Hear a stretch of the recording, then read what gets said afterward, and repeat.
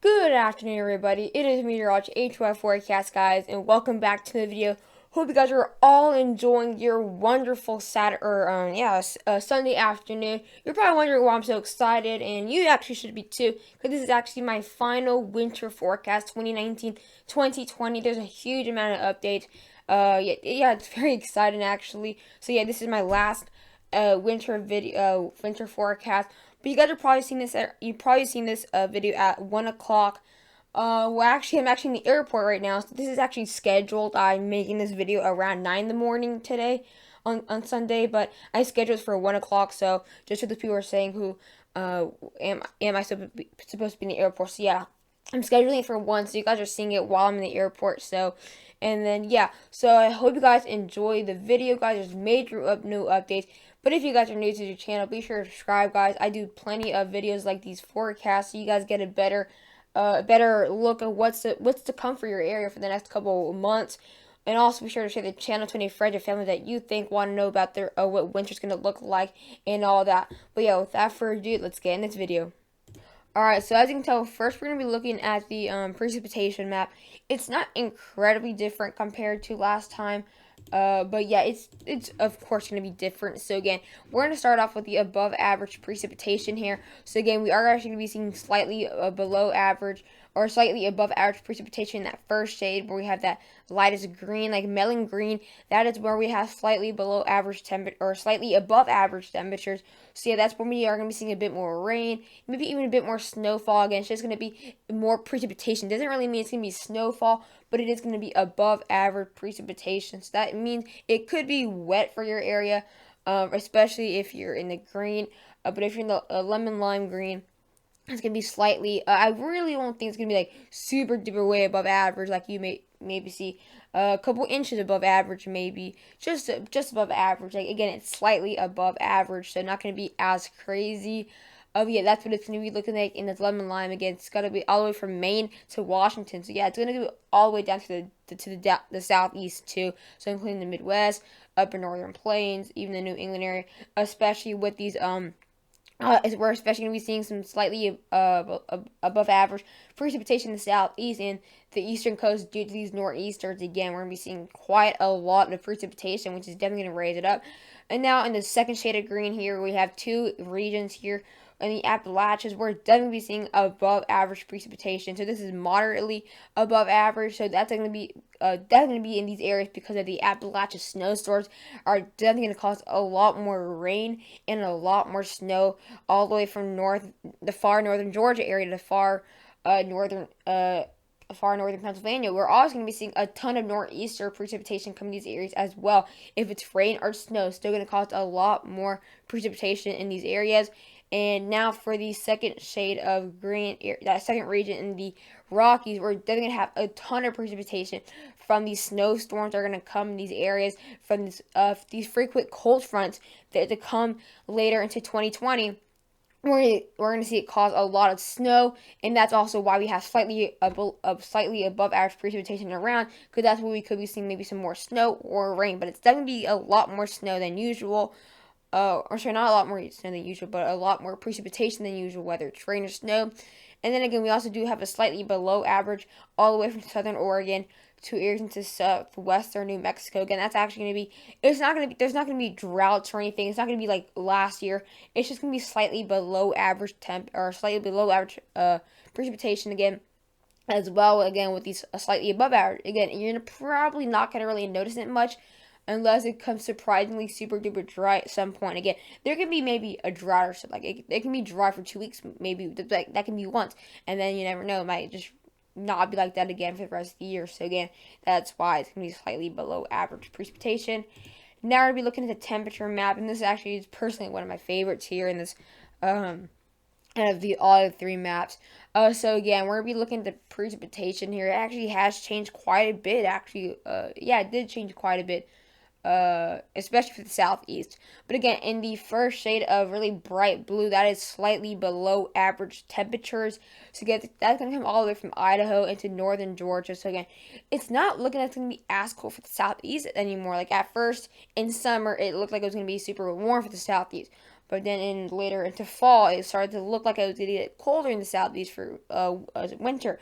But now it's looking like it's going to get cold, but not super cold. It's not going to be like the season itself isn't going to be below average. We will have a couple areas that are going to be below average again. But if you're in the shade, if you're any of these colors, it means you will be that average temperature, whether it's above average or below average for the rest of the season, or based on basically on average for all those days in the winter. And yeah, we still have all season to come. Again, it is only the second day of winter, so we have all the 4 months to come.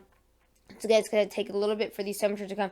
I'm not saying we're not going to have cold air in these areas in southern Georgia, Alabama, Mississippi, Louisiana. I'm not saying we're not going to have cold air in these areas. I'm just saying it's not going to be enough to have averagely the whole season below average, if that makes sense. And then those slightly below average temperatures go all the way to the northeast. Not looking like it's going to be as cold for the northeast as well again. But we will have some colder air and the moderately below average, which is the second shade out there near the northeastern, like the mid kind of Ohio Valley area, near Buffalo, Erie, and here Cleveland. We're actually going to be seeing some colder air there as well.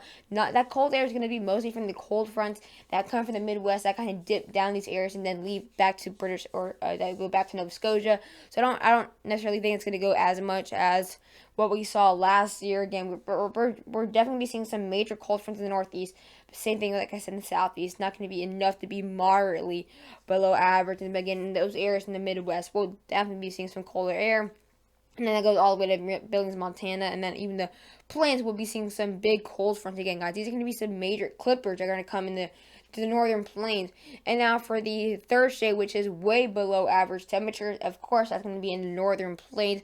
That's going to be for much of North Dakota, much of northern Minnesota, southern South Dakota, and eastern Montana. So that's where we're going to be seeing the worst of these clippers. Again, we've already seen a taste of these clippers in these areas. Again, they weren't those major cold fronts that went all the way into Texas. Those aren't all those aren't all clippers again. But yeah, we're definitely seeing some major cold fronts that are going to definitely be bringing incredibly cold temperatures for the northern plains. And as it goes down to the United States, near, again, where the Kansas, for example, in the lighter shade of blue, that's where the cold fronts will come, but not as strong temperature-wise. And then for the above average temperatures, slightly above average temperatures throughout, again, all the way from southern Oregon to, again, far western Texas. So again, it is stretching out a bit more to the east compared to the precipitation, but again, it's going to be slightly warmer in these areas. Again, it's not going to be as bad. It's not going to be like 100 degrees or anything. Like, it's not going to be as bad as what you think. Many people are thinking, oh, it's dry and warm in the west. What can go worse? Well, actually, it's not going to be as bad as temperatures. It's not going to be like 8 degrees above average. Again, I'm not saying there's not going to be major warm fronts in these areas at some points, maybe once a week, or maybe there's going to be at least one big warm front. But again, that's not going to be enough for the whole 4 months to make it way above average. So that's going to go all the way from much California. And again, for the second shade, moderately above average, that is where we kind of see a bit warmer temperatures. And then that's when it kind of changes ideas. So that's going to be sort of Southern California, near Los Angeles, and also near Phoenix. But again, it's not going to be as bad as what you think, though. But it is going to be averagely, it's going to be somewhat moderately in the condition, moderately above average. And we are definitely seeing the warmest air if they come in the west and these areas in the southwest.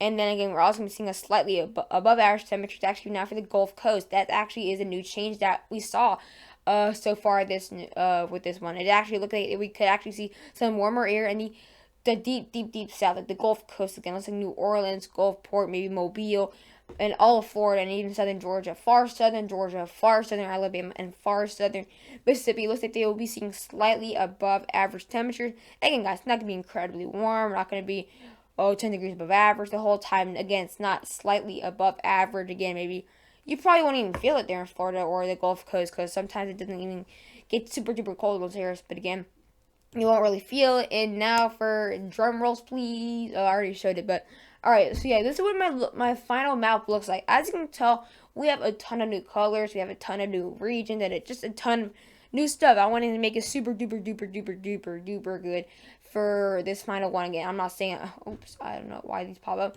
I'm not saying that I'm not trying my other ones. I'm just saying I want to make this one at like, the most popped up, like with the color wise. Um, and this one has a couple changes, but again, not incredibly different because it's not going to change within a month that bad. But again, in the dark green, we have warmer and wet. Again, that's mostly for southern. That's mostly for the southern Gulf states again, all Florida, maybe even to central Georgia, central Mississippi again, because it is going to be warmer in those areas as well. Again, not as warm as the southern part of those states, and then even through the Texas coast, for Houston, all the way Corpus Christi again, it's not going to be incredibly warm, guys. Again, I'm not saying you guys aren't going to get cold fronts, because look what's right above you. In the blue color, we have colder air again. Most of these areas, or some of these areas in the colder region, in the colder, like in the dark blue, and the colder part, are actually not exactly in the below average temperatures, because the below average temperatures kind of stops in the northern parts of the states, Georgia, Alabama, Mississippi. But again, like I said, there's going to be cold fronts. There's going to be multiple cold fronts in these areas throughout the southeast. But again, not enough to, not going to be as bad to make it below average the whole season, averagely for the forecast. But again, it is going to be colder in these areas. We're going to have multiple cold fronts and maybe even some snow shots in these areas in the Appalachians.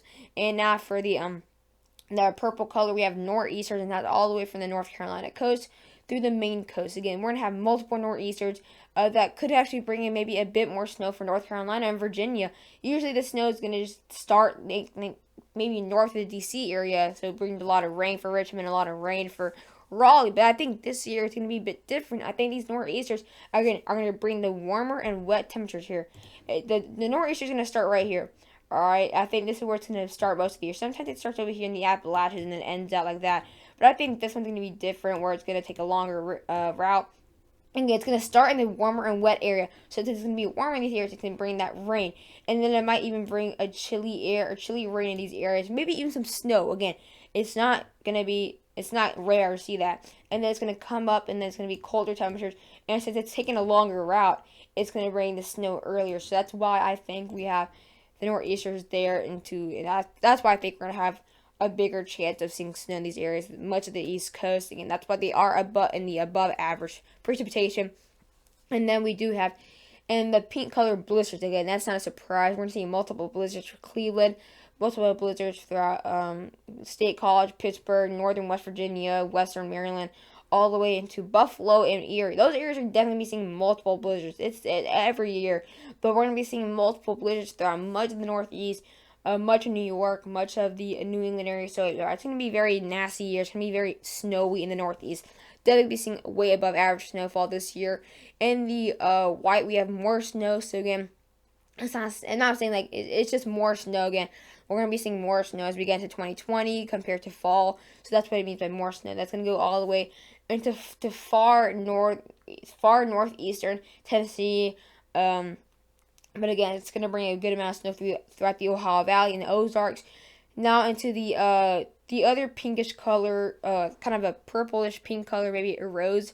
We're going to be seeing multiple cold blasts and a lot of snow. Again, that's going to include much of the northern plains and even the Midwest. Again, that's why the northern plains and Midwest are going to be seeing one of the coldest temperatures this year, because of these multiple Arctic blasts and these multiple cold fronts, these multiple clippers, and that are going to bring incredibly good amount of snowfall, which is actually going to make these temperatures drop even more.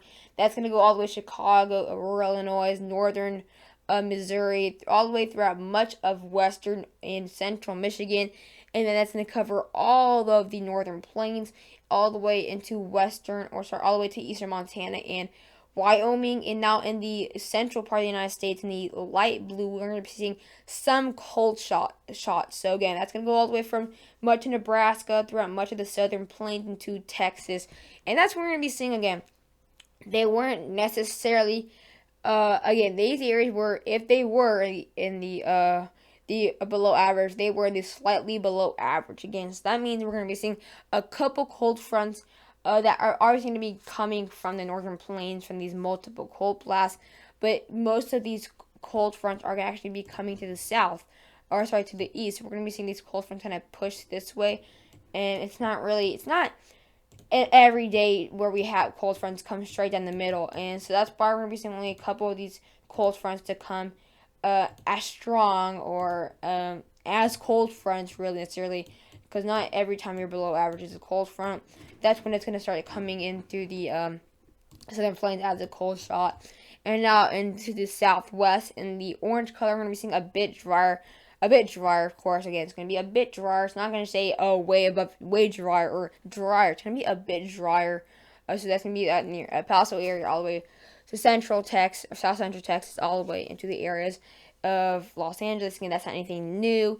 And the yellow color, though, we saw this last time. It's a flip-flop pattern here throughout much of all the way from California and the Sierra Mountains to New Mexico, all the way to areas into southeastern Wyoming. So if you're in the yellow, that means you're in a flip-flop pattern. And many of you guys are aware of what a flip-flop means. It kind of says it in the name. But that's where we're going to be seeing multiple pattern changes. Again, we have this warm air. We have this warm air right here to the west, and we have this cold air to the east. So again, there's going to be multiple. It's going to be changing. Almost every pattern is going to be changing for these areas into flip-flop pattern. We're going to be seeing warm air come here maybe one day, and then cold air come here. Again, we can have a cold front that can come right here and sweep many of these areas, and maybe we can have a warm front that kind of sweeps these areas. So again, it's going to change. Again, there's not a definitive answer for this area. It's going to be cold, warm, cold, warm, cold, warm, cold, cold, warm, warm. It's going to be like that again. It's going to be changing throughout much of the season. So again, it's going to be flip-flop. I really wouldn't want to live in the flip-flop area because then you don't get a definitive answer, which for the rest of the people do. And then the other white section, we have mountain snow. Again, that's also not new. That's going to bring a ton of mountain snow throughout much of Utah, much of Wyoming, much of Colorado, Montana, and Washington. Again, these are going to include the Sierra Mountains and the Rockies. Again, we're going to have just a ton of mountain snow, and that's why we are going to be seeing moderately above average precipitation. In the red, we also do have warm. Again, that's just a little small section from Arizona through the San Francisco area. Again, it's going to be warm. But I was going to put a bit warmer, but again, it didn't really have space. And then for the last section, or the last region, we have wet and chilly in the Pacific Northwest and the light green. So again, that's actually very interesting because it actually isn't below average temperatures in these areas. But it's actually be a lot more chilly than just south. Like you have warm just south of it, and I'm gonna explain this right now. So we're gonna have the mountain snow just west or just east of these areas. Again, it's not far from Vancouver. Again, it's far northwestern of U.S. the U.S. and it's gonna be very chilly actually with all this mountain snow again. But on the other hand, you're San Francisco and all the way down to the south, where we're just gonna be seeing that flip-flop pattern, and then right around it's a bit drier. It's gonna be a lot harder to see this chilly air come in for Seattle, much of Oregon, and the northern, and most of the coast you're gonna be seeing wet and chilly. So yeah, I hope you guys enjoyed the video. If you guys are coming in this video a couple hours late, I probably will be in the plane. It does depart at 4 o'clock, but I will be going in around 3:30. But yeah, I hope you guys enjoyed the video, and I hope you guys are excited. Hope you really loved it, and yeah. So enjoy your day, guys.